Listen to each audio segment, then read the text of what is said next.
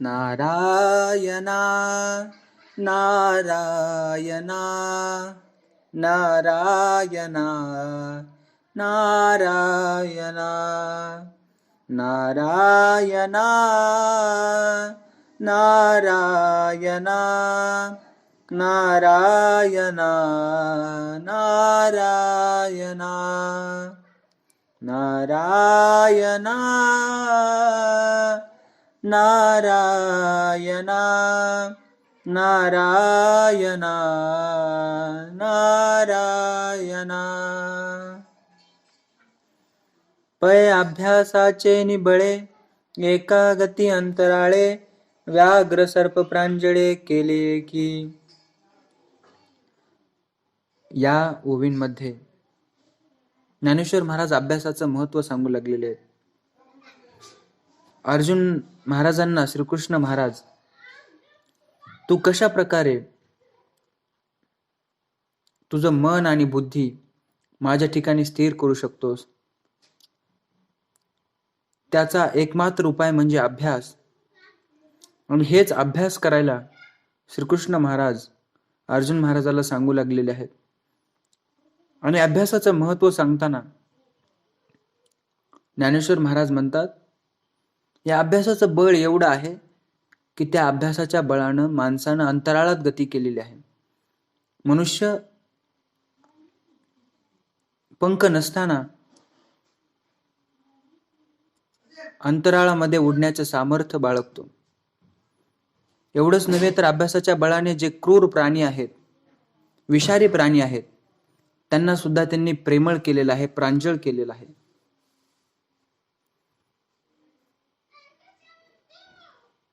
तर अशा प्रकारे अभ्यासाचं महत्व आहे. आणि जर आपण आपल्या मनाला आणि बुद्धीला ह्या 8 पहारांमध्ये जर आपला एक एक क्षण त्या ठिकाणी स्मरण आपल्या चित्तामध्ये त्या ज्ञानाचं, त्या ब्रह्माचं केलं, तर ते हळूहळू प्रपंचातून आपलं चित्त बाहेर निघेल. म्हणजे आपल्या शरीररूपी प्रपंचातून बाहेर निघायचं नाही, फक्त चित्तरूपी आपण प्रपंचातून बाहेर निघू आणि मृत्यूच्या पलीकडे काय आहे त्याचा अनुभव घेऊ. पुढे अजून ज्ञानेश्वर महाराज अभ्यासाचं महत्व सांगताना काय म्हणतात, विषकी आहारी पडे समुद्री पाय वाट जोडे एकी वाग्ब्रह्म थोकडे अभ्यासे केले. तर आपण सरळपणे याचा अर्थ समजू शकतो की अभ्यासानं जर थोडं थोडं आपण जसं विष प्राशन करायला सुरुवात केली तर आपण तेही सुद्धा पचवू शकतो. या ठिकाणी तर ज्ञानेश्वर महाराज समुद्री पायवाट जोडे, समुद्रातून सुद्धा पायवाट काढू शकतो. कुणी तर अभ्यासाच्या बळावर सगळे वेद मुखोद्गत करू शकतो. आणि अभ्यासाने हे केलेलं आहे. आपण पाहतो की सराव, अभ्यास या गोष्टी जर आपण सतत एखाद्या गोष्टीच्या मागे आपण सतत सराव केला तर ती गोष्ट आपण सिद्ध करू शकतो. तर त्या ठिकाणी ज्ञानेश्वर महाराजांचं एवढंच सांगणं आहे की तू अभ्यास कर. असं गृहीत धरू नको की मी एक एक क्षण जर स्मरण केलं तर माझ्या चित्तामध्ये ते ज्ञान कसं प्रगट होईल. तर हळूहळू ढाळे ढाळे तुझं चित्त एक एक क्षण का होईना, दिवसातून 8 क्षण का होईना, तू त्या परमात्म्याचं अंतःकरणामध्ये जाऊन चिंतन करशील आणि तुला समाधान मिळेल. आणि मृत्यू ज्यावेळेस येईल तू त्यावेळेस तू निजधामाला जाशील. पण त्या अगोदर तुला मृत्यूच्या पलीकडे काय आहे याचा अनुभव घेणं आवश्यक आहे. त्या अनुभवाशिवाय अमरत्वाला प्राप्त होता येत नाही. म्हणून अभ्यासाशी काही सर्वथा दुष्कर नाही, या लागी माझ्या ठाई अभ्यासे मिळ. म्हणून अभ्यासाला असं काही कठीण नाही. सुरुवातीला प्रत्येक गोष्ट ही कठीण असते कारण ते आपल्याला नवीन असते. जसं आपल्या शरीराला सराव नसतो, आपल्या मनाला सराव नसतो, आपल्या बुद्धीला चिंतनाचा सराव नसतो, ध्यानाचा सराव नसतो. खूप सारे विचार येतात. पण जर आपण रोज वाहन चालवत असताना, आंघोळ करत असताना, जेवण करत असताना, चालत असताना, उठत असताना, बसताना हळूहळू आपलं स्मरण, आपली जागरूकता आपण जर कायम ठेवली तर हळूहळू आपलं पूर्ण चित्त परमात्मामय होतं आणि त्या ठिकाणी परमात्म्याचा आत्मानुभव आपल्याला प्राप्त होतो. का अभ्यासाही लागी कसू नाही तुझी अंगी, तरी आहासी जया भागी तैसाची आस. अजून ज्ञानेश्वर महाराज पुढे जाऊन म्हणतात, हे अर्जुना, जर तुझं मन अभ्यास करण्यासही पात्र नसेल किंवा तुला अभ्यास करू वाटत नसेल,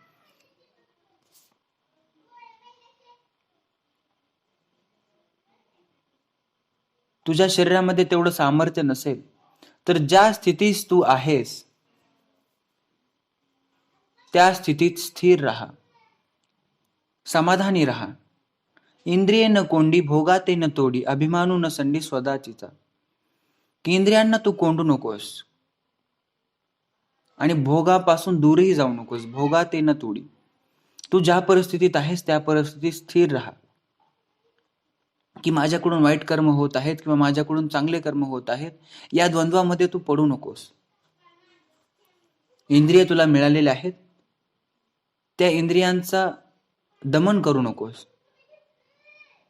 माझे गुरु ओशो सुद्धा सांगत होते की इंद्रियांचं दमन करून नाही चालणार. आपल्याला त्या इंद्रियांद्वारे भोग भोगत असताना आपली जागरूकता असणं आवश्यक आहे. आणि स्वजातीचा जे अभिमान आहे, जे सरळ स्वभाव आहे, त्याला सांडू नको, असं ज्ञानेश्वर महाराज म्हणतात. कुळधर्म चाळी विधी निषेध पाळी, मग सुखे तुझ सरळी दिधली आहे. तुझा जे कुळधर्म आहे ते तू चालव, विधी निषेध असतील तू ते कर.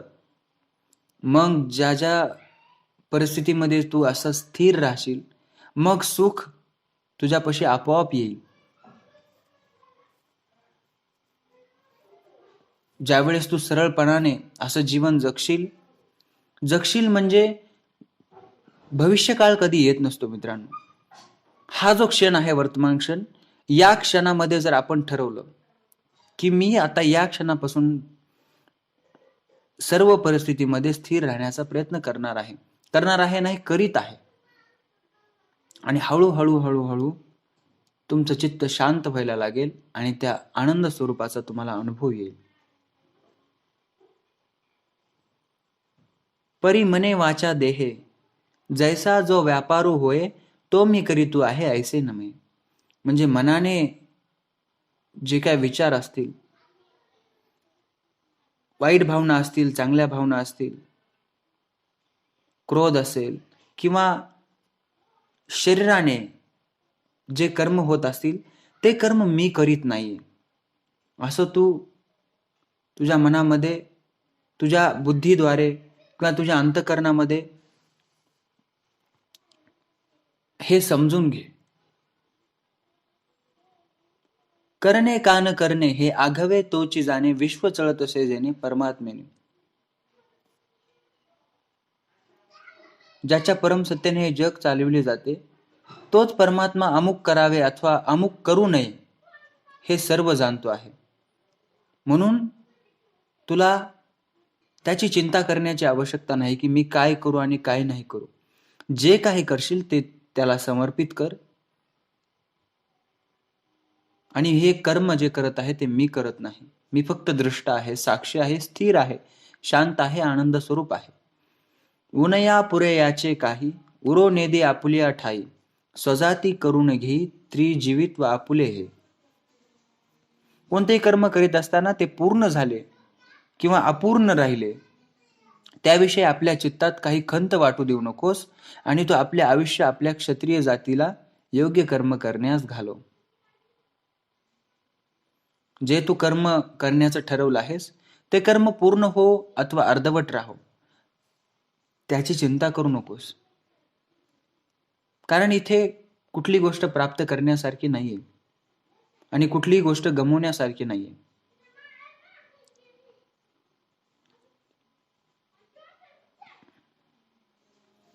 फक्त मानव देहामध्ये आल्यानंतर